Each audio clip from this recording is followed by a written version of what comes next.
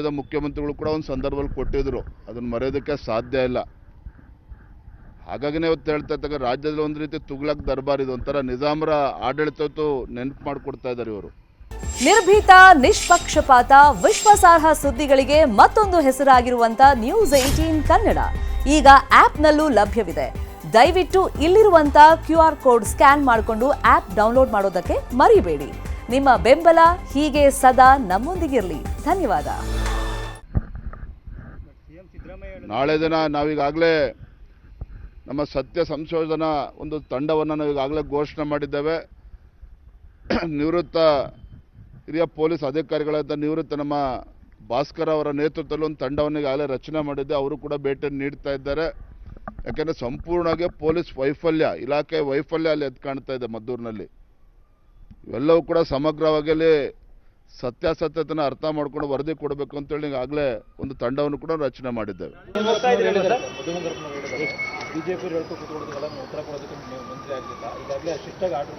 ಆ ಪುಣ್ಯಾತ್ಮನಿಗೆ ಯಾರು ಕೇಳಿದ್ದಾರೆ? ಇರೋ ಇಲಾಖೆ ನೆಟ್ಟು ನೋಡ್ಕೊಳ್ಳಿರಿ.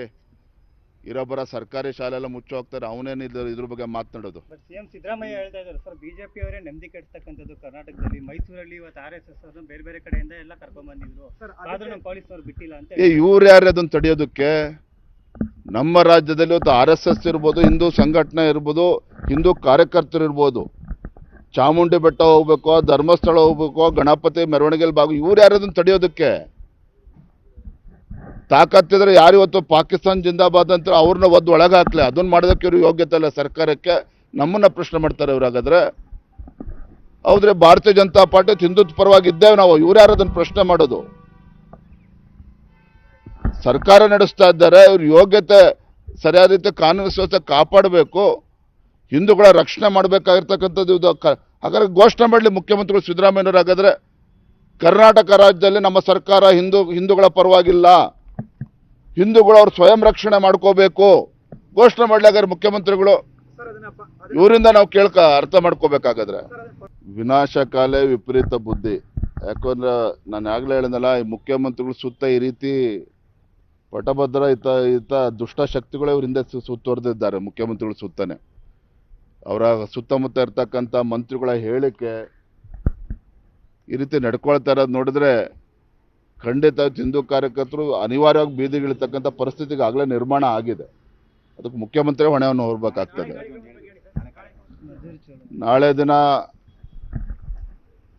ನಾನು, ವಿರೋಧ ಪಕ್ಷದ ನಾಯಕರು ಅಶೋಕ್ ಅವರು, ಚಲವಾದಿ ನಾರಾಯಣ ಸ್ವಾಮಿ ಅವರು, ಇತರ ಎಲ್ಲ ನಮ್ಮ ಪಕ್ಷದ ಮುಖಂಡರು, ಡಾಕ್ಟರ್ ಅಶ್ವಥ್ ನಾರಾಯಣು, ಎಲ್ಲ ನಮ್ಮ ಪಕ್ಷದ ಮುಖಂಡರು ನಾಳೆ ದಿನ ಬೆಳಗ್ಗೆನೆ 10-10ವರೆಗೆ ನಾವು ಮದ್ದೂರಿಗೆ ಭೇಟಿಯನ್ನು ಕೊಡ್ತಾ ಇದ್ದೇವೆ.